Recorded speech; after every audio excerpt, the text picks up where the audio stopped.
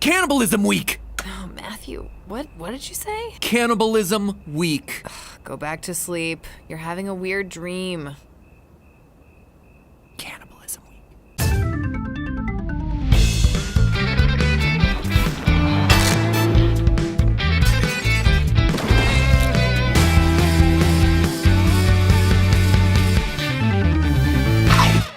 Internet, welcome to Food Theory, the show that melts your face, not in your hand. Theorists, it is Cannibalism Week here on all three channels. No, seriously, all three episodes released within minutes of each other, all with a theme of cannibalism. Gotta admit, it started as a joke during a production meeting, and then I just said, you know, why not? And everyone else responded, because cannibalism. But I ignored them and forced this to go through, and now we're here doing 3 episodes all about eating members of your own species. TLDR, I am in a weird mental place. Anyway, for our second ever 3-way collab across our channels, after of course our KFC trilogy from earlier this year, I knew that I had to talk about the M&Ms here on Food Theory. After all, the walking, talking M&M spokes candies have been making jokes towing the line of cannibalism for decades now. Check out my Halloween costume. What are you going as?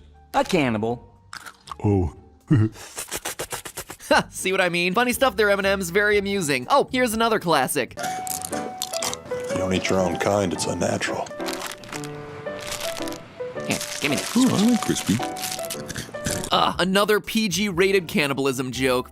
Marketing at its finest. M&M's does it again. Let's watch one more, shall we? And here to help us launch this delicious product is the newest member of our team, the hazelnut spread M&M spokes candy.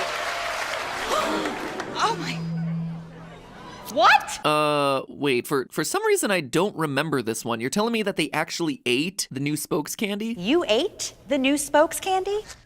Not all of him. Well, this went in a direction I didn't expect. Like, I thought the M&Ms were cannibals in a jokey, wink, nudge kind of way. Like, oh, look at them, they're eating the candy versions of themselves, haha. But, like, the commercials just come right out and say it here. They ate one of their own kind, definitively. I mean, I figured I'd swoop in, prove M&Ms are cannibals, drop a few Marshall Mathers puns, and then be on my way, but how am I supposed to theorize for an entire episode about something they've outright been putting into their ads for years? I mean, the definition for cannibalism couldn't be any more black and white. It's, quote, the practice of eating the flesh of one's own species. And that's exactly what these candies are doing here. It's not like different types of M&Ms are different species, right? Right? You know, come to think of it, what parts of the M&M spokes candies are actually flesh? Are any parts of them technically flesh? I mean, we talked about this with the Kool-Aid Man. He's the glass pitcher and not the juice held within. So what are the M&M spokes candies then? Are they actual living creatures, or might it be more like a Toy Story 3 scenario, like when Mr. Potato Head's accessories bring an inanimate tortilla to life? Hold on, let me go watch every single 3D animated M&M's commercial from the last 3 decades real quick.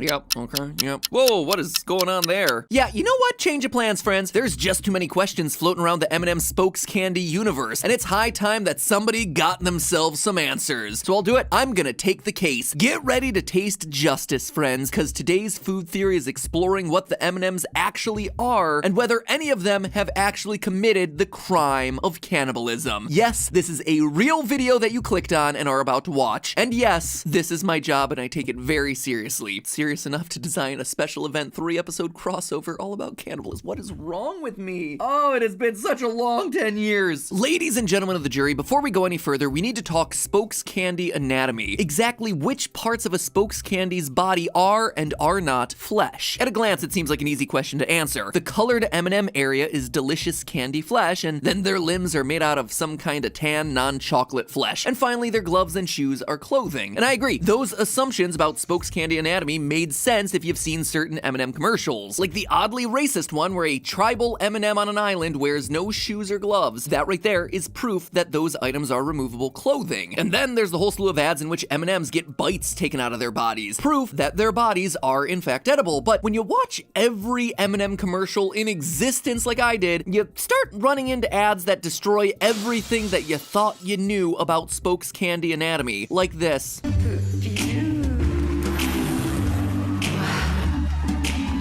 Oh, It is such a cursed image. I don't know whose kink it is to watch anthropomorphized candy undress, but yep, it's there, giving us the unexpected truth that the Spokes Candy's shells are removable clothing. And this is actually well established in the commercials. We see it again and again and again and again, and okay, you get the point. This, of course, means that M&Ms aren't really different colors, they just like to dress up in different colored outfits. Their skin, as it were, is actually the layer of milk chocolate under that removable shell armor, which seems pretty reasonable given the fact that M&M Spokes Candies refer to themselves as naked whenever they're caught without their shells. I'm naked. I mean, I guess I'm a little surprised that all this nudity is allowed to air on network television uncensored or whatever, but I guess I can accept it. Anyway, that solves all the questions that we had regarding the Flesh, so now we can move along. Holy no! Oh, what the heck?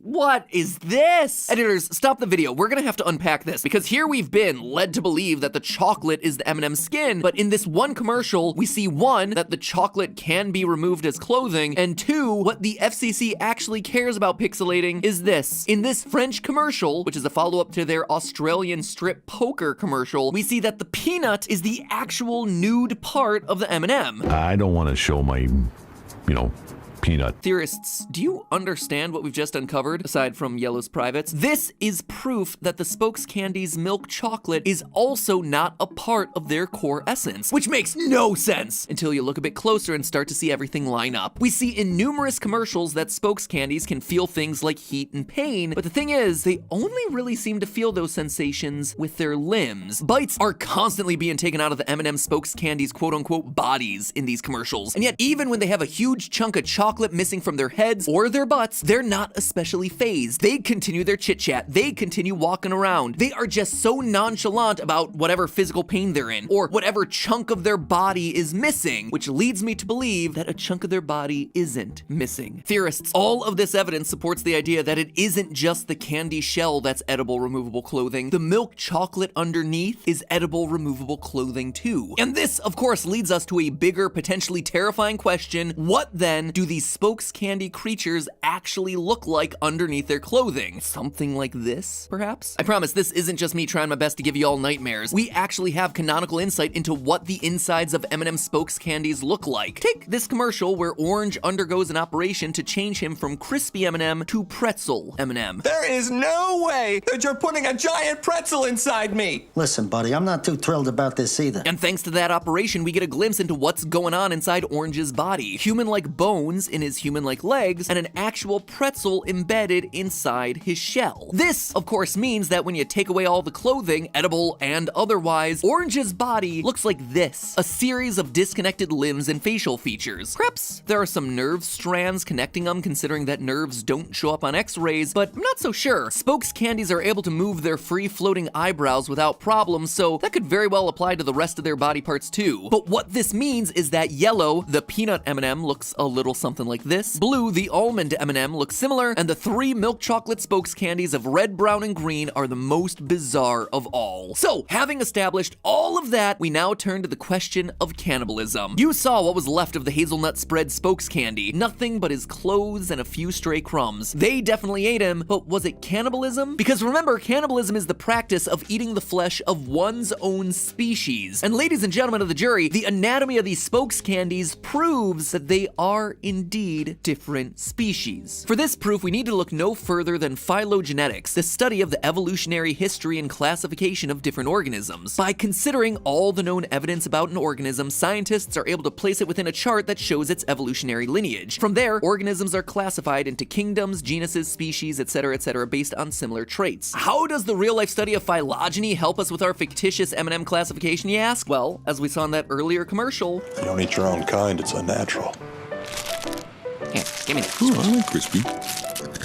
the M&Ms see other flavors of M&Ms as not their own kind, implying that they may very well be different species, and the phylogenetics backs this up. Because our Spokes candies actually have real-life plant material inside of them, thanks to phylogenetics, we know that almonds and peanuts come from different plant species. Same with the wheat that's used to make the pretzels. Same with the hazelnut used to make hazelnut spread. These plants are designated as different species in real life, therefore our M&M Spokes candies, whose DNA literally includes the DNA of said plants, should be considered considered a different species as well. And yes, M&M spokes candies do canonically have DNA. That would be your positive DNA test right there, I would think. So what does this mean about our candy cannibals? Well, Blue, the almond M&M, is in the clear. We know he ate the hazelnut spread spokes candy, but since they're different species, this can't be considered actual cannibalism. Same goes for the chocolate green M&M. Hazelnut spread M&Ms have a spread inside the milk chocolate, thereby making it a different species. Brown, also innocent. Across all commercials, she has not once seen eating a non-living M&M. But what about red, yellow, and orange, who are all seen eating their own kind in that commercial starring Kronk? They've got to be guilty, right? Not necessarily. Remember, this isn't their body, this is. When you strip away the candy coating and the milk chocolate clothes, there's nothing but human-like limbs and facial features. That means that they actually share no common flesh with M&M's candy, a candy made of chocolate in a shell. When he eats a regular old M&M from a bag, these guys are just essentially eating the same material that their clothes are made of. And eating your clothes, certainly weird, but you can't tell me it's cannibalism, and you can't tell me it's unethical. Otherwise, I would eat my hat, and in doing so, create an ethical paradox in your mind. So there you have it, friends. People may call the M&M spokes candies cannibals. Heck, they even call themselves cannibals from time to time. But the fact of the matter is, they aren't, and they shouldn't be punished for it. Should they be punished for other stuff? Oh, most certainly. Guys, they killed and ate the hazelnut spread spokes candy. I mean, just because it technically isn't cannibalism doesn't mean it isn't murderous and depraved, so yeah, send them to prison. Even I'm not gonna defend that sort of behavior. But hey, that's just a theory. One cannibalism theory here on Cannibalism Weekend. Theorists, I hope you enjoyed this sugar-coated cannibalism episode. If you're in the mood for more man-eating goodness, that stuff I said earlier about Cannibalism Week wasn't a joke. We actually have all 3 channels doing episodes themed around cannibalism. There's one over on Film Theory revisiting an episode I did on Wall-E's Cannibalism. Yes, the Pixar movie and its cannibalistic hidden story. And over on Game Theory, I have 3 words for you: human soda cans. It's a game, it is weird, and it is definitely something that you'll want to watch. Both of those episodes are on screen right now. Make sure you click on them. If you're not subscribed to this theory channel, make sure you do before you go, and I'll see you all next week. Bon appetit.